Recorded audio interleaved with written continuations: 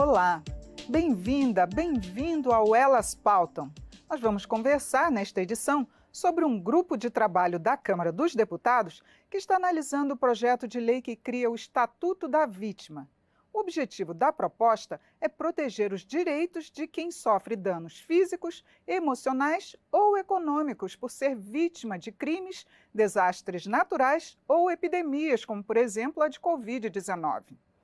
Mas, de acordo com o Estatuto, as vítimas devem ter direito à comunicação, à defesa, à proteção, à informação, à assistência, além do apoio e tratamento individualizado, não discriminatório, desde o primeiro contato com os profissionais, seja da área de saúde, da segurança pública ou da justiça. E quem vai avaliar o Estatuto são as deputadas Tia Heron, do Republicanos da Bahia, que preside o grupo, e deputada Jaqueline Cassol, do Progressistas de Rondônia, também integrante do GT. Bem-vindas, deputadas. Obrigada por atender o nosso convite, participar e discutir sobre esse tema tão importante aqui na Câmara. Eu gostaria de começar com a deputada Tia Heron, que preside esse grupo, para a senhora dizer como surgiu a iniciativa desse projeto, já que a gente tem vítimas de tão diversas áreas. Como é que está sendo o trabalho desse grupo? Quero primeiro lhe cumprimentar, lhe parabenizar por esse mês de março, Regina. E uma alegria enorme estar aqui hoje partilhando desse programa com nossa queridíssima deputada, nossa querida Jaqueline Cassol. Nós havíamos feito aí porque os deputados da Câmara, na verdade, são notas complementares. E na época nós fizemos o projeto, né, que protegia as crianças do crime de tortura. E um deles foi o do Henri Borel. E eu tive essa honra de compartilhá-lo com a deputada Cassol. E nós aprovamos, fomos exitosos, né? Havia ali vários apensados, e com isso eu fui demandada pelo grupo de Vítimas Unidas, na pessoa de uma das vítimas, que foi a Tabata Yamuti. Ela fez inclusive uma fala, porque na rodada de nossas audiências, as vítimas têm ali a garantia de participação, e foi um depoimento bastante proveitoso para os técnicos legislativos da época, e foi daí que me foi apresentado o código que já estava na Câmara desde 2020, mas que não havia possibilidade de mexer, porque estava ainda de forma muito lenta, encaminhando para a comissão especial. Ora, a comissão especial tem realmente um processo mais demorado. Foi quando, então, o presidente Arthur Lira, e aqui eu preciso fazer justiça, porque o presidente, independente da questão política partidária, que é da natureza dessa casa, ele pensou suprapartidariamente, porque esse é um tema do Brasil, isso é um tema do mundo. Nós vimos isso a partir dessa questão pandêmica com o Covid-19.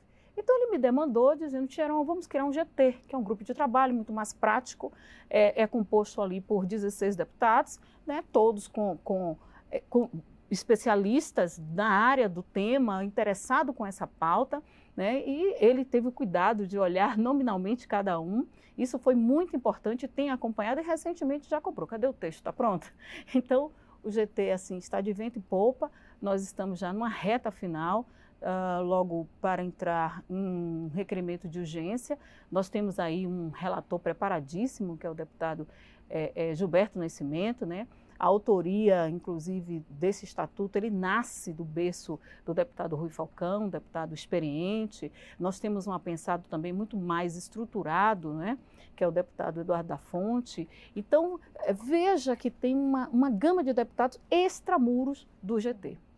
Deputada Jaqueline, a senhora, que é uma integrante bem atuante, né, tem trazido temas para serem discutidos, queria que a senhora falasse dessas audiências públicas que já foram promovidas. Bom, Regina, primeiro, um privilégio imenso estar aqui contigo e partilhando, né, essa tribuna com a deputada Tia Heron, que faz um trabalho belíssimo na Câmara. Então, fico muito feliz, Tia Heron, de fazer parte desse grupo de trabalho do Estatuto das Vítimas, e juntas, né, como bem falou, com a presidência do Arthur Lira, que sabiamente escolheu a Tia Heron para presidir esse grupo, e ela, de forma brilhante, tem feito um trabalho proativo, célere e extremamente, eu vejo que de sensibilidade, que é o que a gente precisa, porque na Câmara dos Deputados nós representamos né, o povo brasileiro. E nós, infelizmente, nós percebemos que na maioria das vezes há uma inversão de valores em que os criminosos têm muito mais direitos, privilégios, tratamento em detrimento das vítimas. E, infelizmente, Regina, para você ter uma ideia, a vítima ela tem 2 anos para fazer um tratamento psicológico, enquanto que o criminoso, o réu, é indefinido. Então, no Estatuto das Vítimas, né, esse erro vai ser corrigido e, através das audiências públicas, com participantes extremamente bem preparados, né, deputada Thieron, contribuíram para esse trabalho. E eu acredito que, sobre a maestria da Thieron, o resultado desse trabalho vai ser realmente efetivo.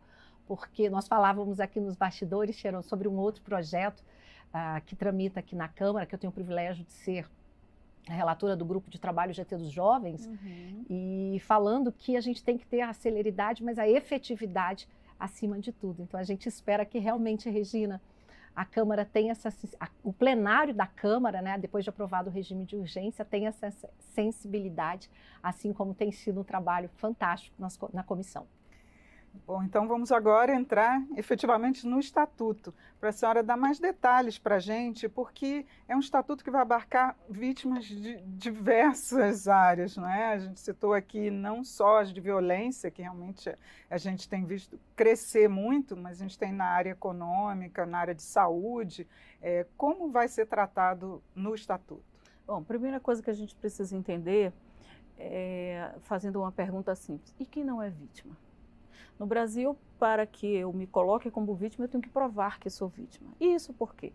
Para que se evite a forma tendenciosa, né, juridicamente falando, porque nós entendemos que existe aqueles que se autodeclaram vítimas, existe aqueles dentro do conceito do sacrifício, né, que é o conceito maior da questão de ser vítima, e isso foi muito discutido. Eu me lembro que a deputada Soraya Santos, que faz ali a ponte com a modificação também do Código Penal, que é muito importante, porque o Código Penal já é um senhor de idade, né, de 1941, né, a Câmara hoje se debruça também na modalidade de GT, de um grupo de trabalho, da mesma forma com 16 deputados, e um deles está trazendo ali tanto a deputada Soraya Santos como a deputada Margarete. De modo que a gente percebe que esse conceito de vítima, Regina, ele é muito tênue.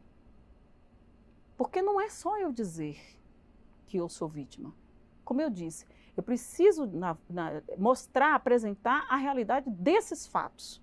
Mas a justiça considera a vítima como uma nota de rodapé. Ora, se é apenas uma nota de rodapé, e aí só para exemplificar, dentro do depoimento da vítima e até no processo de investigação, aquilo que a gente chama de persecução penal, a vítima ela não faz parte do processo criminal dentro desse sistema brasileiro. Como não? Se tudo nasce a partir dessa denúncia, não é? Que eu vou até a delegacia, que é essa porta de entrada, que é o primeiro momento, mas ali aquela vítima já é vista assim, será? Não, você é vítima porque você deu lugar, é vítima. Então, tem a questão da culpa, né? Por isso que a deputada Cassol traz aqui a questão da sensibilidade, da humanização. E um dos itens importantes que o Estatuto reza, que está sendo estabelecido nesse momento, é exatamente a especialização e a formação desses profissionais que estão na ponta.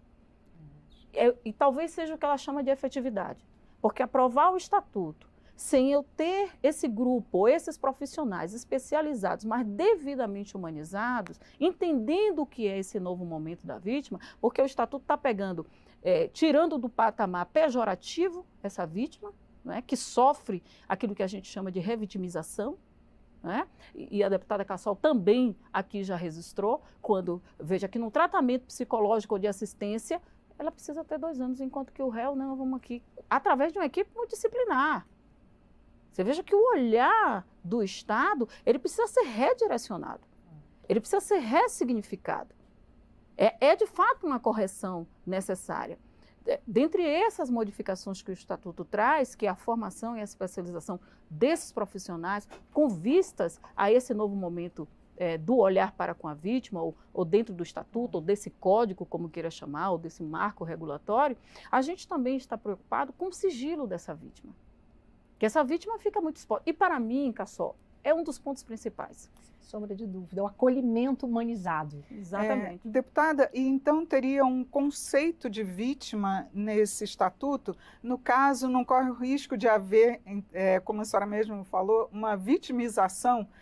O que está sendo levado em conta para se elaborar esse conceito de vítima, para que não haja na sociedade, que já se fala muito dessa vitimização em todas as áreas, né? A gente vê da vítima até de racismo tratada, falando que está tendo uma vitimização. Mimimi, né? Mimimi. Eu vejo assim, Regina, que através dessas audiências públicas, ouvindo tanto o Poder Judiciário, o Ministério Público, advogados criminalistas, as vítimas, como o Thieron falou, ouvindo entidades que ajudam, associações, automaticamente com todas essas participações e percepções, né, acredito que a nossa relatora, presidente do grupo, vai conseguir realmente colocar no Estatuto das Vítimas um conceito de vítima, como foi falado, que dê o menos mimimi possível. E algo que é interessante a gente pontuar também, que nós temos as vítimas indiretas, nós temos os familiares que não são assistidos. Hoje o poder público, né, ele não assiste os filhos das vítimas. Então é um absurdo. A gente torna a falar da inversão de valores, né? Nós precisamos cuidar dessas pessoas. Então esse trabalho que tem sido feito através das audiências públicas, a gente tem ouvido, né, e tem percebido de que, seja através da violência, da tortura, ou da violência doméstica, ou de um estupro, ou às vezes o estupro por conta de um pai com um filho, com uma filha, né? Nós tivemos a participação da Luísa Brunet, que há 8, 9 anos atrás, quando ela falou publicamente que tinha sofrido violência doméstica por parte do companheiro dela, eu lembro que ela foi extremamente criticada. Mas ela é modelo, ela que deu aso para que isso acontecesse. E é um absurdo, se uma mulher vem, né, para a sociedade, se ela vai na delegacia, se ela expõe a cara dela, que ela foi vítima, ela precisa de ajuda, ela precisa ser cuidada. Então, através do Estatuto da Vítima, é justamente para isso, para que o poder público ele possa ter esse olhar, essa sensibilidade e esse acolhimento lá na ponta, de forma humanizada, para não ter essa revitimização. Agora, que políticas públicas podem ser incluídas nesse estatuto, já que nós já temos várias políticas que são voltadas para essas fragilidades, tanto na área social, de saúde, mas o que ficaria incluído nesse estatuto? Olha, uma das coisas que se pensou, inclusive do projeto original, o deputado Rui Falcão, se pensou no auxílio vítima, mais um auxílio, mas aí iríamos mexer na previdência, não era só a questão da assistência social, que é um direito. A assistência social agora não é mais um favor, aí eu vou lhe dar uma cesta básica e tudo bem, não é isso. É um direito que o vulnerável tem. Ok, então a política pública que você traz para esse que se coloca como vítima, ou até quando esse venha a falecer, que foi o caso, por exemplo, ali que de grande repercussão, inclusive internacional, né, a partir do goleiro Bruno, né, e a Samude, que foi lançada aos cachorros, né, hoje o seu filho, que é a vítima indireta, que é o que a deputada Cassol traz aqui, essa é uma vítima indireta. A mãe, que fez um depoimento aqui na casa, né, de estremecer o coração, está ao léu. E por quê? Porque ele, há 12 anos, parece que foi ontem, porque ele se trata de uma figura pública, né, e que tem aí por trás dele todo um aparato, né? Eu lembro-me aqui de um depoimento de Ivana Lopes, juntamente com a professora Maria do Carmo, que já disseram que como ele não estava decentemente trajado para a audiência, tirou-se a toga de um dos magistrados para cobri-lo. E a mãe? E o filho? Então a política pública hoje, dentro do estatuto, vai ser direcionado. E um dos pontos principais que a gente aqui já estava tratando É o sigilo, mas sobretudo a reparação do dano. É tocar no bolso. Com certeza. Vamos tocar no bolso, vamos falar de dinheiro para essas vítimas. É só assim, né? Mas, deputada Cassol, o ministro da Justiça já declarou que apoia o Estatuto da Vítima, mas eu queria olhar também pelo lado da sociedade. Esse estatuto vai trabalhar só com as políticas públicas ou também trazer para a sociedade algum tipo de responsabilidade?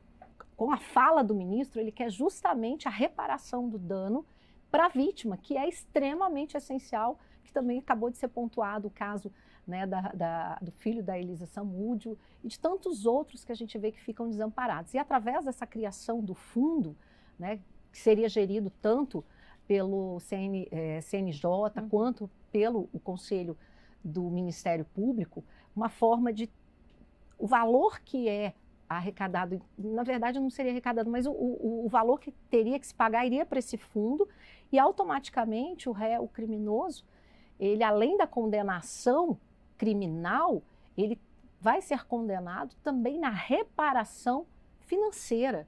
Porque muitas vezes, Tcheron, as pessoas falam no trânsito, com a Cris Yared, inclusive nós fazemos parte da Comissão de Viação e Transporte, e a Cris vai perder um filho vítima de acidentes de trânsito, através do bolso, mexendo no bolso, que às vezes a pessoa sente muito mais.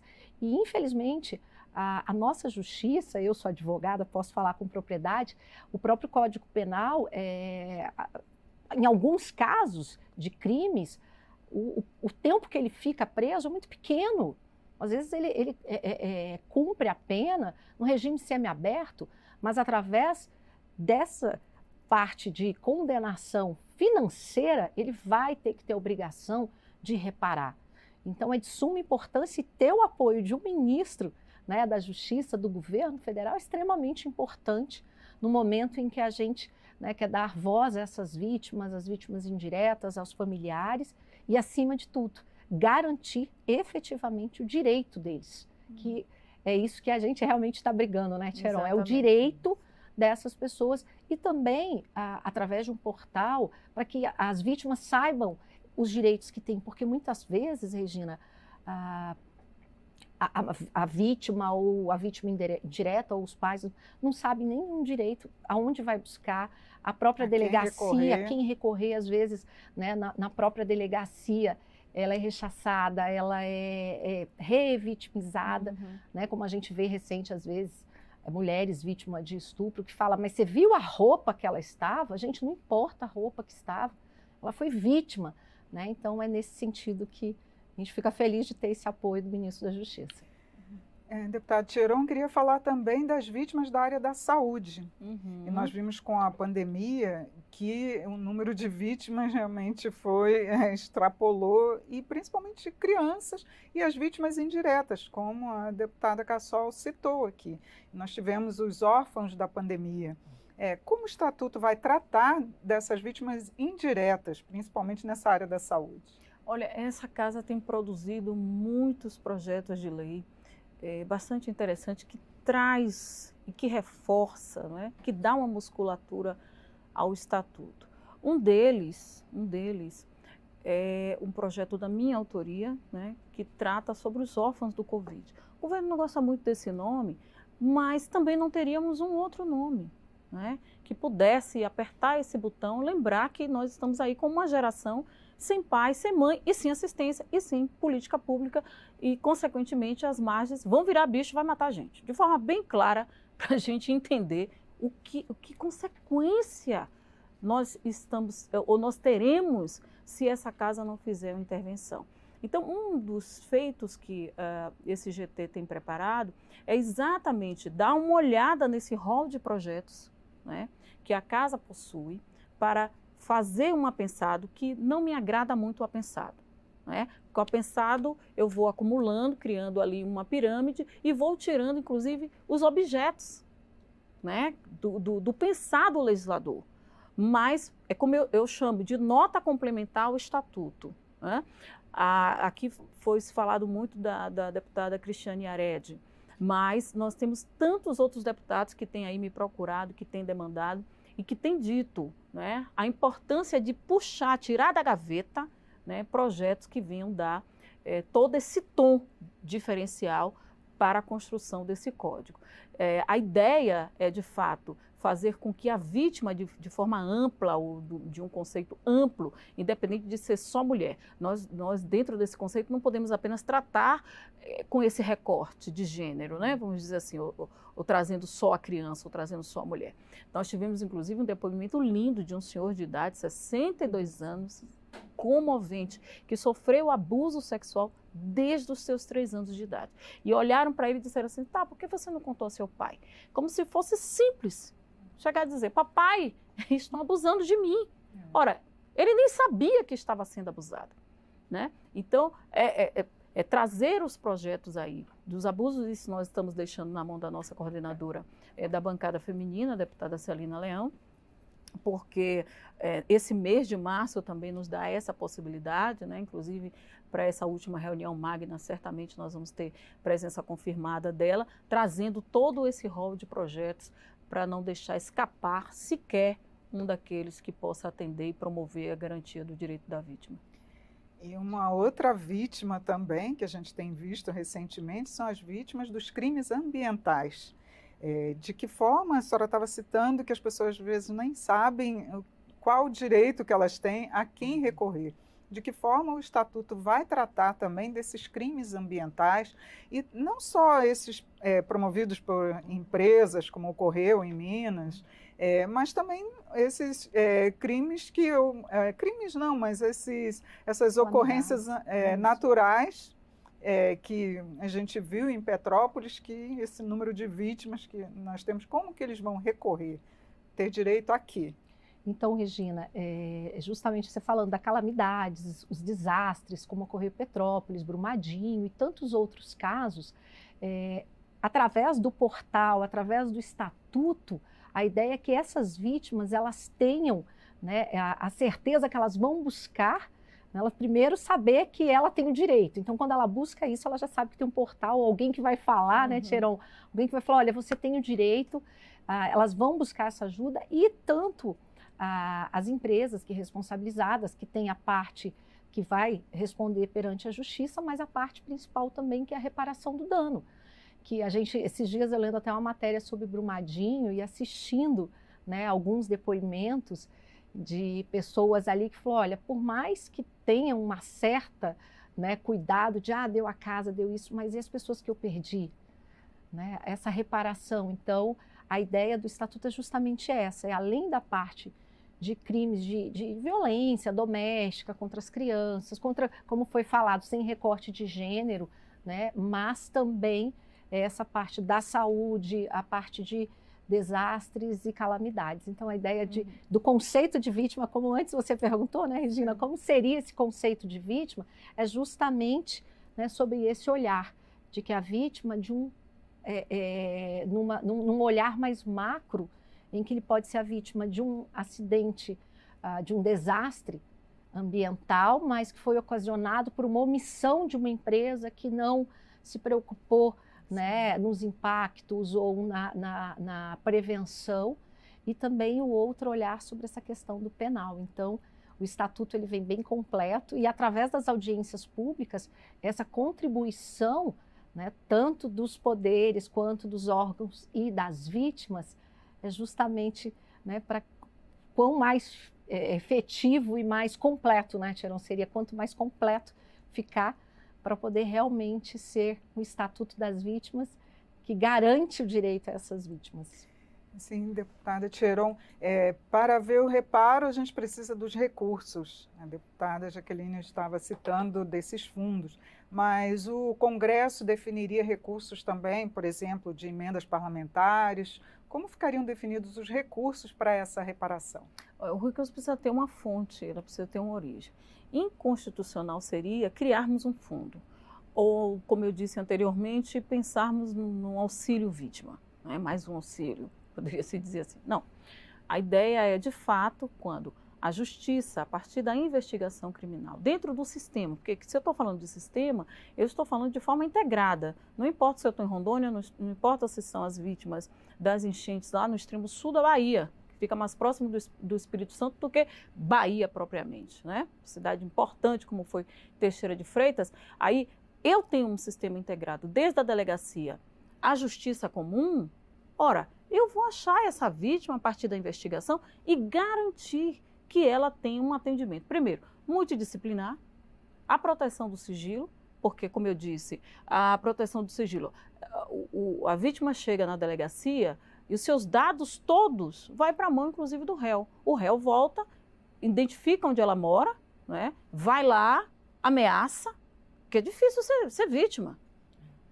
É muito difícil ser vítima. As pessoas hoje têm muito medo, têm muita culpa.